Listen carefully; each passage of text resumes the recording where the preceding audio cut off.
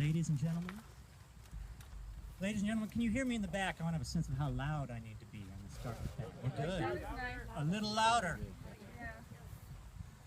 Ladies and gentlemen, in keeping with long-standing traditions, this wedding ceremony is going to begin with a little story.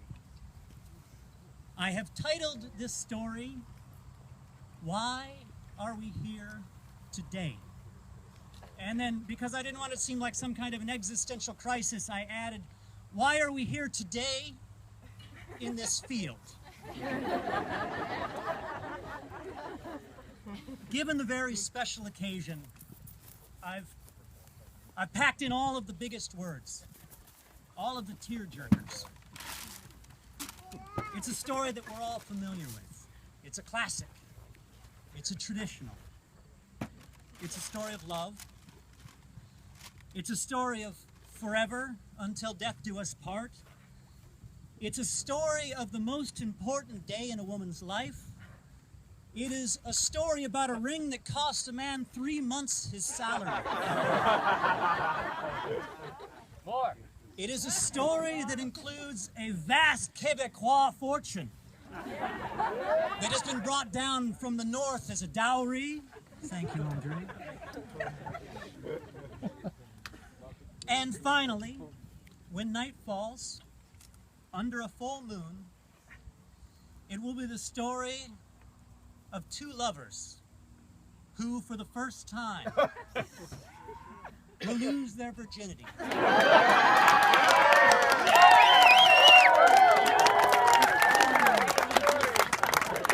Before the eyes of all of their friends and family, and before heaven itself.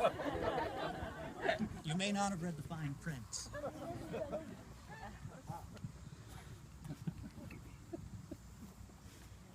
You probably figured out that the story I'm going to tell is about a wedding. That thing that is the dreamy ending of every fairy tale.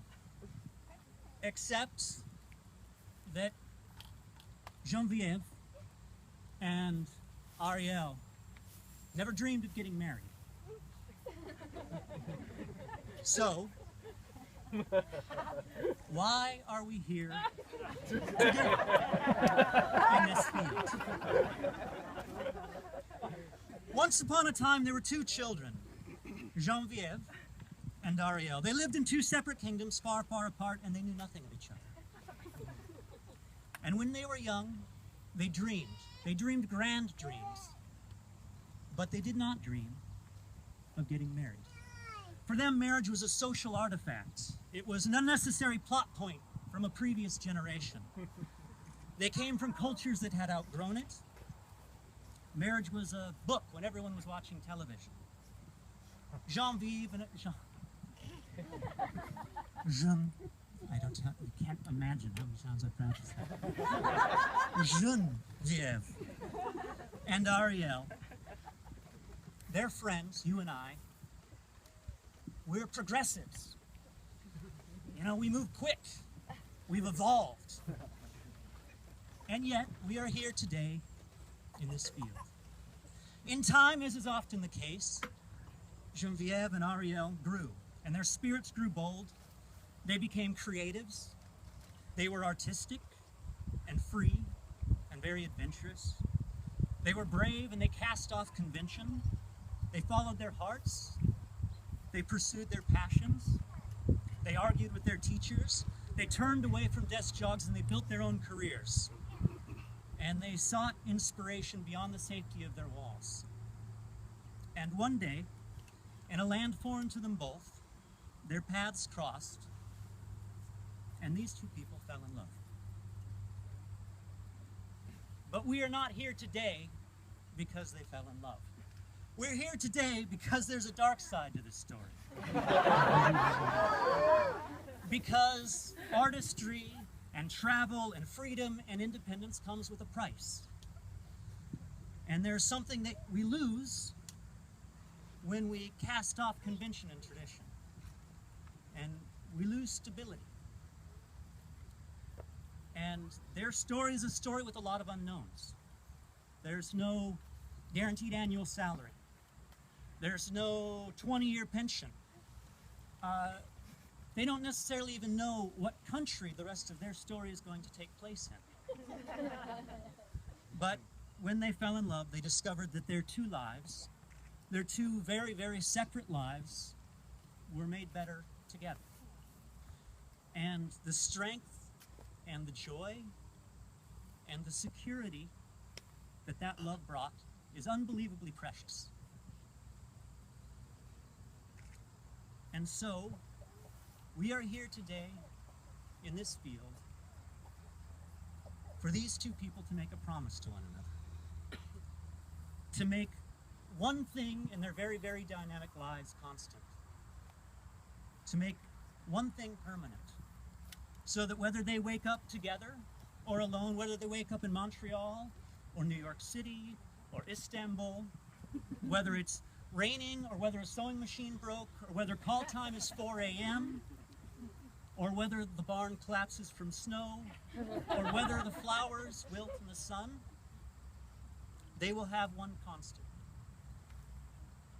They will have each other.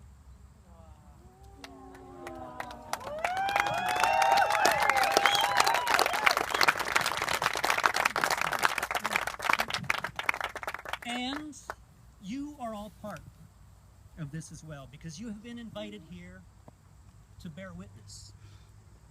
It's a little promise, but it's a really, really big deal. And I think everyone here knows that and can feel that. You weren't chosen at random. Each one of you has in some way shaped the lives that are standing before you. And at this point in my wedding, everything that I was hearing was like a big swirl of words and emotion. And I could just barely sort of cling on to what was happening. And so I want to take a little teeny moment here and give you guys a chance to look at all of the people who have come. You have a lot of people.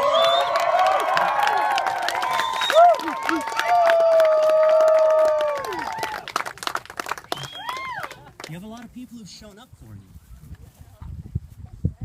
And you may recognize them in some unusual ways. Individual people here. Do you know the person who many years ago met when you were both joined a Danish fundraising cult? Do you know the person who took you on a very enlightening midnight tour of the Tenderloin? Who loves strange people? Do you remember a person who slept 36 hours in a ditch, twice, waiting for a train that never came? Do you remember building a giant wall for someone to rappel down it in a ball gown? Do you remember knowing more trivia than someone else who was an adult? Very embarrassing. Do you remember the lake? It's been a long time, and it would be a pleasure to welcome you both at the Blueberry Place. Do you remember Gér's birthday at Vice Versa, dancing like crazy, shaking our hair like a black metal rock star? Do you remember you surprised me with my first Christmas tree at age 33?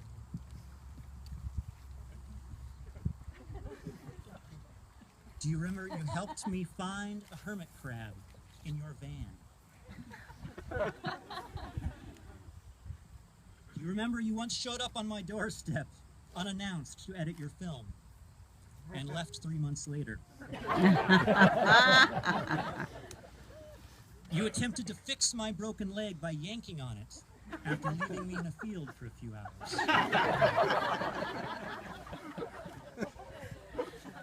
You were the Luton Gypsies with your sister to give us Christmas gifts a long time ago.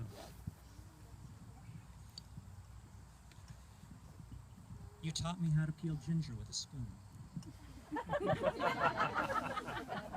We said no cats. She said, I have no cats. And suddenly from under the bed we heard meow.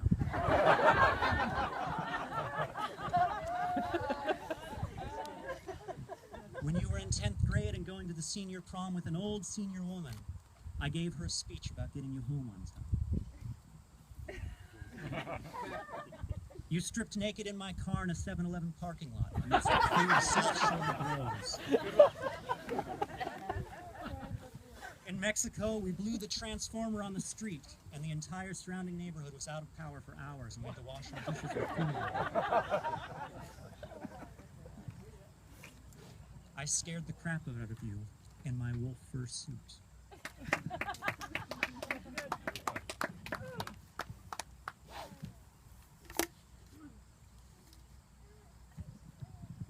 The point is, there are a lot of people here to celebrate. Because there are really, really very few times in our lives where it is truly appropriate to use words like forever, to use words like always, to use words like eternity. And we are here in this field today to hear those words spoken from the heart. It's a big deal. There are going to be vows, and there's going to be a kiss soon. A first kiss between a husband and a wife. Soon, but not yet. But after that, Geneviève and Ariel are going to plant a tree right over there. So after that kiss, they're asking that all of you come and help throw some rich soil on the roots of that tree to fertilize that tree as you have all fertilized their lives and made it richer.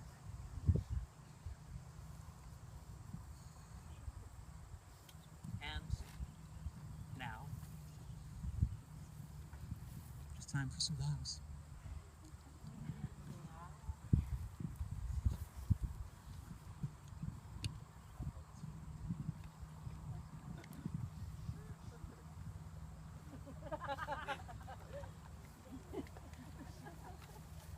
I take you, Ariel, to be my companion. Je te prends comme compagnon. I promise to be your lover, your friend, and your adventurer. Je promets d'être ton amour, ton ami, ton aventurier. To be your partner in parenthood. J'étais ton partenaire dans la parentalité.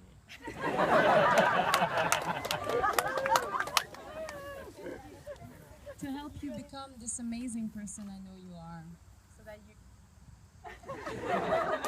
So that you can achieve everything you're capable of. De t'aider à devenir la personne merveilleuse que je vois en toi afin que tu accomplisses tout ce dont tu es capable. To make you laugh when you cry. To fill our lives with joy and friendship. De te faire rire quand tu pleures.